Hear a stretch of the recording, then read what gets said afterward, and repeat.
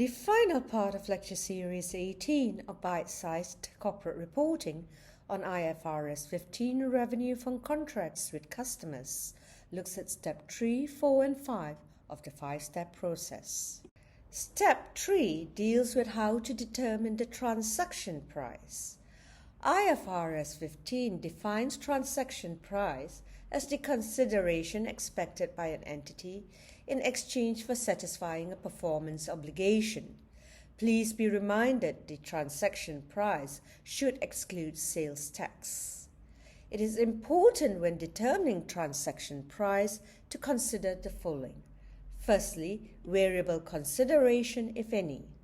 In the event the contract includes variable consideration, the entity should estimate the amount entitled, and it can only be included in the transaction price if it's highly probable that a significant reversal in the amount of cumulative revenue recognized will not occur when the uncertainty is resolved. Secondly, if financing benefits are provided to the customer or received by the entity.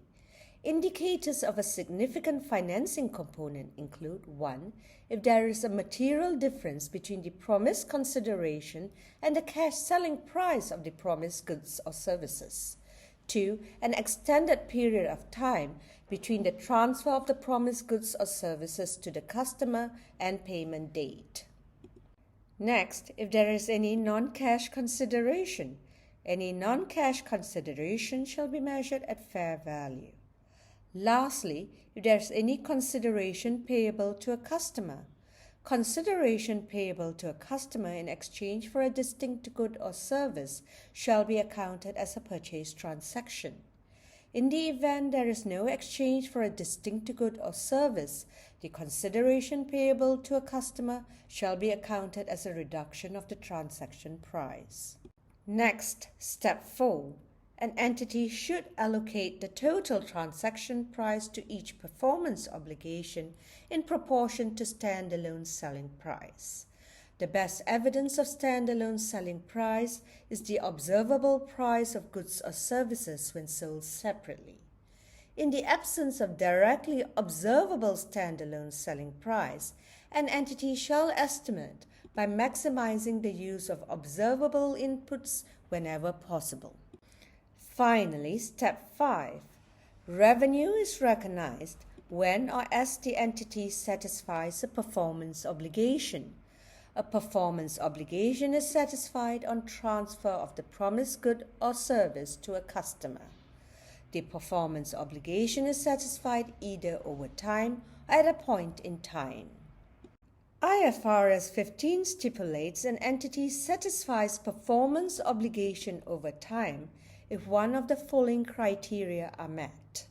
1. The customer simultaneously receives and consumes the benefits provided by the entity as the entity performs, or 2. The entity's performance creates or enhances an asset that the customer controls as the asset is created or enhanced, or 3. The entity's performance does not create an asset with alternative use and the entity has enforceable rights to payment for performance completed to date.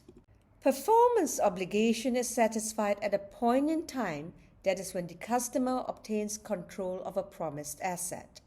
IFRS 15 provides following indicators of transfer control.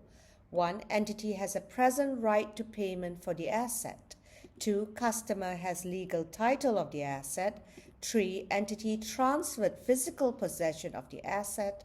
4. Customer has significant risks and rewards of ownership of the asset. 5. Customer has accepted the asset.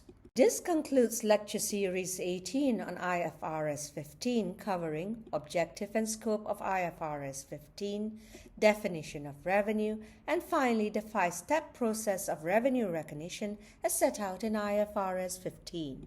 The next bite-sized corporate reporting lecture series will look at IAS 34 Interim Financial Reporting. Till then, thank you and have a nice day.